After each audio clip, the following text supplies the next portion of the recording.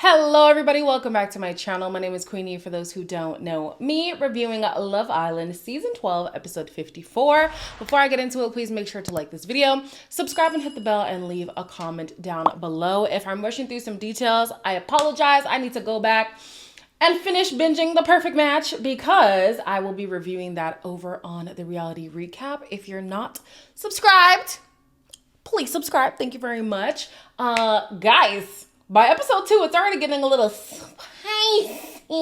So I'm intrigued to see how the rest of that season goes. But let's get into this. Clearing up some things. I didn't notice that Dejon and Meg were cheating. Or let me say Dejon was cheating. You guys pointed it out in the comments. It completely went over my head. I kid you not. I was not focused on that man at all. But he was very clearly cheating. And so when Tony said it at the end of the episode, I was like, oh, was he? But I didn't investigate. And y'all pointed it out. And you are absolutely correct. So the game is still a hot topic. Meg and Jamie are still a little bit upset that Yaz and Dejon chose each other as people who they would recouple with if their partner wasn't in the mix. With Meg, she's boyfriend and girlfriend. And today is like National Girlfriend Day, and so my boyfriend posted us on WhatsApp, and not because of the post, but reading girlfriend like made me cringe because of Meg.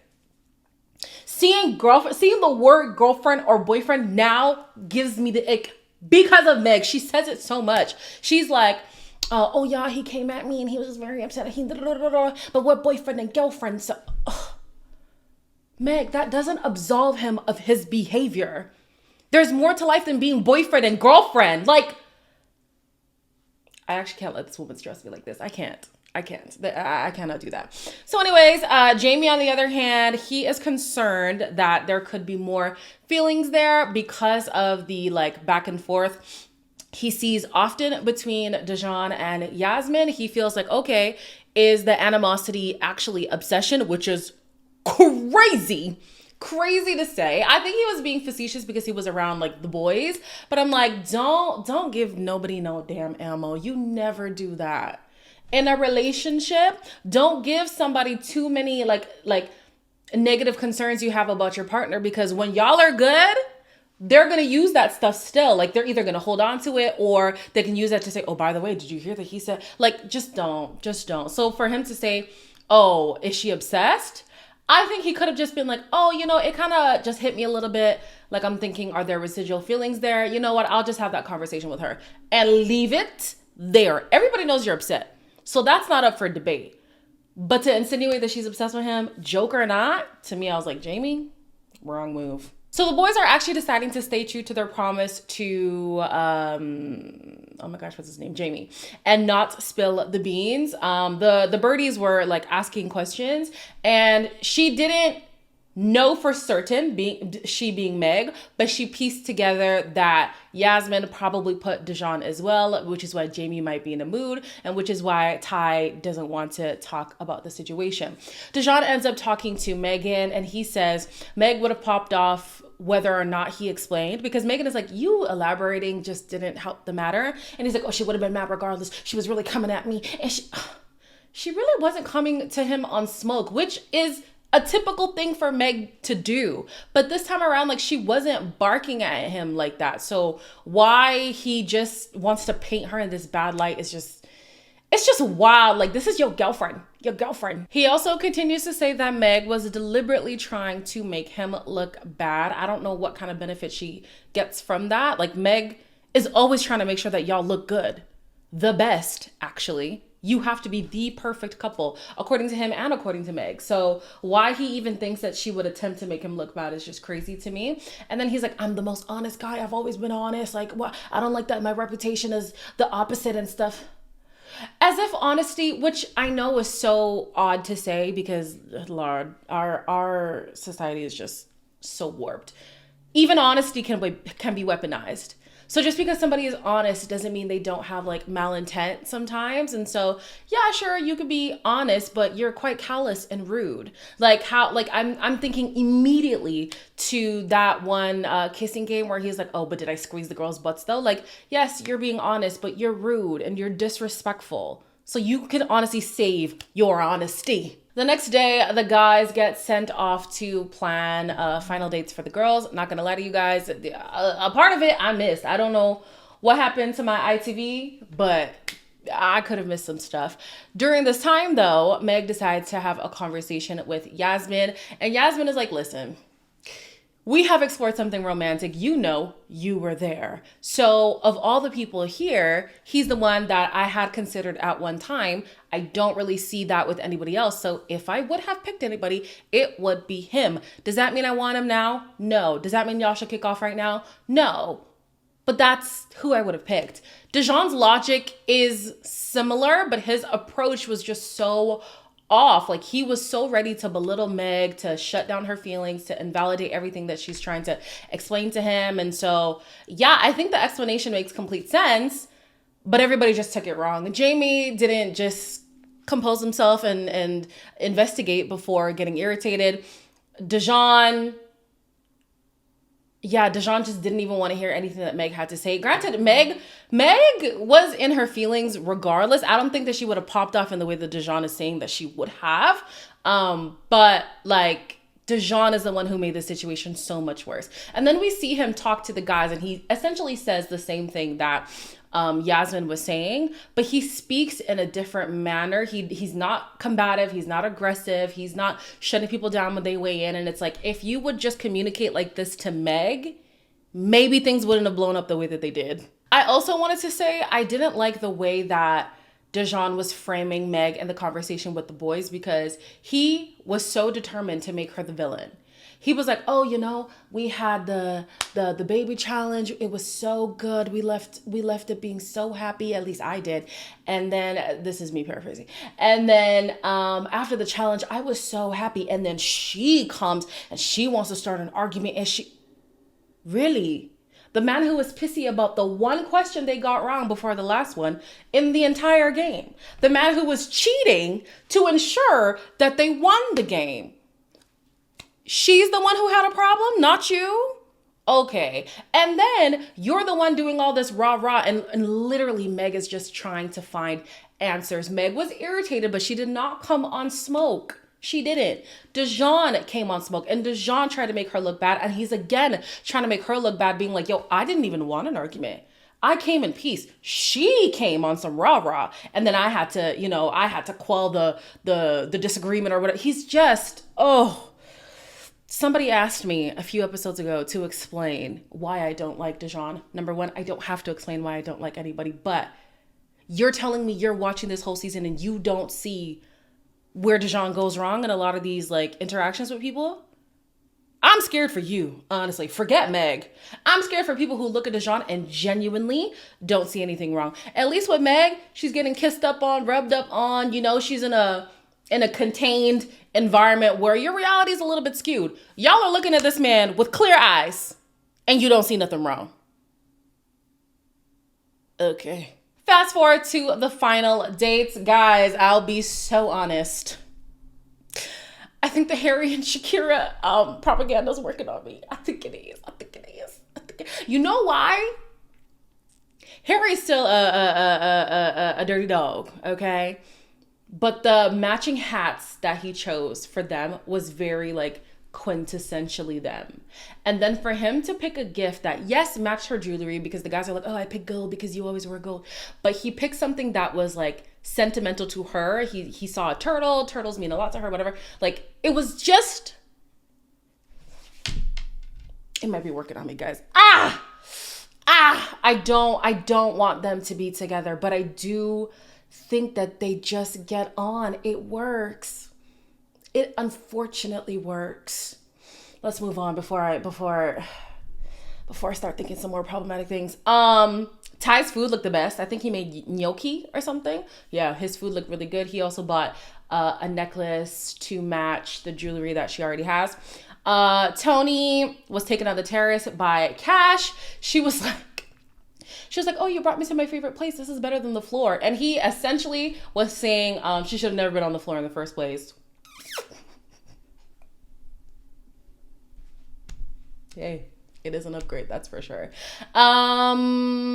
She says that she never thought that he would actually forgive her, and he said that he didn't plan to. He really didn't. It's just that every time he saw her sad, it was like a thing inside of him to make sure that she was happy. Like, he could not let her be sad. I think that's very telling, honestly. He was very drawn to her, and there was nothing he could do about it, and that is what got them back together. That's what got him to forgive her. And then he gave her something. I forget what he gave her, but he's like, this is my way of saying that we're exclusive. And she's like, oh, you're not gonna ask me? He's like, no, I'm telling you.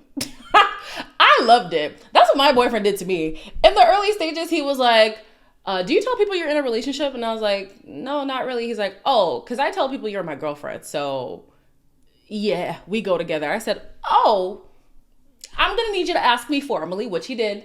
He did. But he was like, yeah, it's not really a conversation. You are mine. I'm yours. Yeah. End of story. I rate it.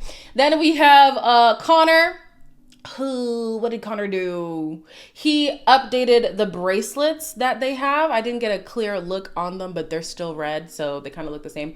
And then he got her gold jewelry to match the other jewelry that she has. Why did Dejon do basically the exact same thing? He also buys matching bracelets for them, and he buys her gold jewelry to match her gold jewelry. I don't know whose idea came first. Maybe that's part of the episode that I missed. But I was just like, yo, nothing with this man is just his own. Nothing is genuine. Nothing is like... It could have been the producer setting him up. Maybe if they had gone first, I wouldn't have thought that it was him like eating off of Connor's idea. But it just gave like, yo, no original idea comes from this man. You know what I'm saying? Like, other people are getting things that are actually sentimental. Even the necklace that Ty got for Angel literally matched the bracelet that she was wearing. It wasn't like, oh, this is gold, this is gold. No, it matched perfectly what she was already wearing. Harry got her a turtle because it was sentimental, and the hats. I didn't really see what Tony got. I wasn't paying attention at that point. Even Yasmin. So Yasmin and Jamie, they hash out their issues. He's fine. He's now acknowledging that it's a game, and he's really not bothered at the fact that it was a game. So Jamie, you were bothered, okay? Just say that you've had some time to reflect and you're choosing to move on. It's fine. I really do like them. I think in the long run they might not work, but as for couples that I'm rooting for, I'm definitely rooting for them. But he got her a ring that reminded him of her cat Meow Meow. Sentimental. What did Dejon do? Let me just eat off your idea here. Oh, you got a bracelet? Okay, let me get a bracelet too. Oh yeah, you're getting, because she wears gold? Okay, yeah, let me go gold too. I don't know. It just felt very calculated. I'm sorry. Everything Dejon does to me feels very calculated. So Meg wants to talk to Dejon about the chat that she had with Yasmin. She says that basically the history that they have with Yasmin is why she was so upset. The threesome comments, she's the second most attractive, there was one more that she said. I think I wrote it down. The heart rate challenge, like all of those made her think, okay, so obviously you have feelings for this girl. No matter how many times you tell me you're not feeling her. But then to turn around and be like, oh yeah, I actually think that she's the least attractive in the villa. She didn't say that, but we know that he did say that. And then how they've just been at each other's throats the whole time. And Yasmin has been one of the people who criticizes their relationship the most. Meg is like, I'm genuinely struggling to understand what your rationale is. Dejon, for some reason, just cannot get what Meg is saying. And I don't like siding with Meg. It displeases me deeply. But she's making sense. Like, she wants some explanation as to how you got to that conclusion. Meg's other big issue is the fact that she defends their relationship more than he does. Meg, like, the writing, it's on that wall. On every wall. Bright red. Neon even. Can red be neon? It will be in this case. It is, like, the writing is right there. I don't understand what's not clicking. She needs some more time with her sister. Because her sister and her mother were not having it with Dejon.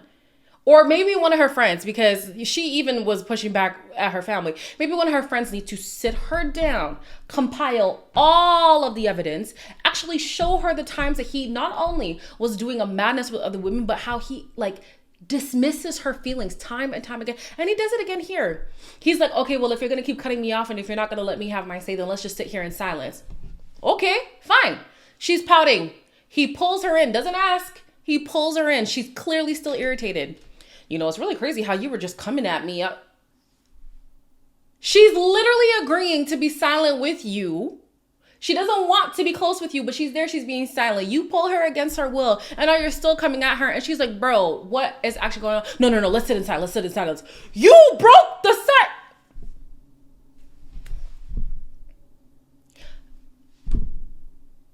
Yeah, I don't get it. I don't get it. Yet another example of how this man does not care about Meg's feelings. If he is fine, Meg, you must be fine. If he's not fine, the whole villa needs to know that he's not fine. And they need to fix it immediately.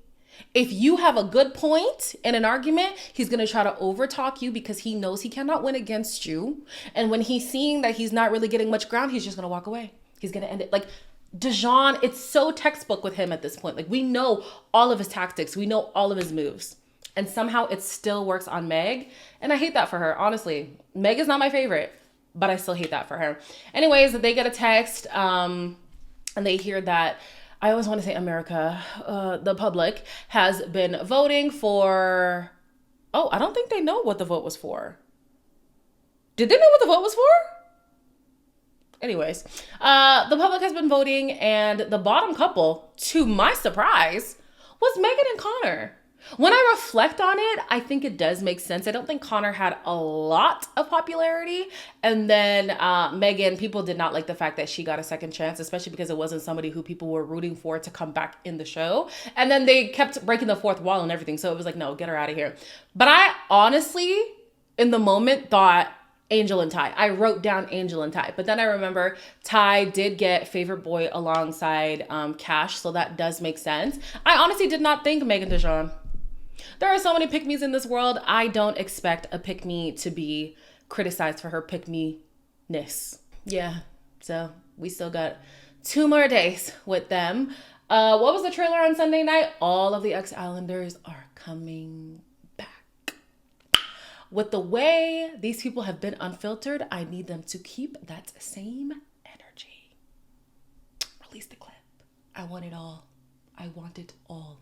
As always, make sure to like, comment, share, and subscribe. And I'll see you in the next one.